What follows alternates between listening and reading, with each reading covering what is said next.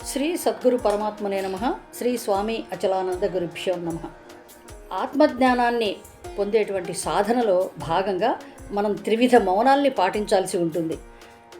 అవి వాంగ్మౌనం, అక్షమౌనం, కాష్టమౌనం. వాంగ్మౌనము అంటే వాక్కును కొంతవరకు మనం ఎక్కువగా మాట్లాడకుండా నిరోధించుకోవడం. అలా ఎక్కువగా మాట్లాడటం వల్ల ఏమవుతుందంటే పరుషంగా మాట్లాడవచ్చు, అబద్ధాలు చెప్పవచ్చు, అసందర్భ ప్రలాపాలు చేయవచ్చు, లోక వ్యవహారాల్లో తలదూరుస్తూనూ ఉండవచ్చు. వీటిని నిరోధించుకోవడం కోసం వాంగ్మౌనం. అక్షమౌనం అంటే ఏంటి? ఇంద్రియాలని నిగ్రహించడం, కర్మేంద్రియాలని, జ్ఞానేంద్రియాలని శబ్దస్పర్శ రూపాదుల మీదకి పోనివ్వకుండా నిగ్రహించడం. మూడవది కాష్టమౌనం అంటే పూర్తిగా మానసిక మౌనం. ఈ కామక్రోధాదులు, రాగద్వేషాలు వీటన్నిటికీ లోనవ్వకుండా మనసును నిర్మలంగా సంకల్పరహితంగా ఉంచుకోవడం.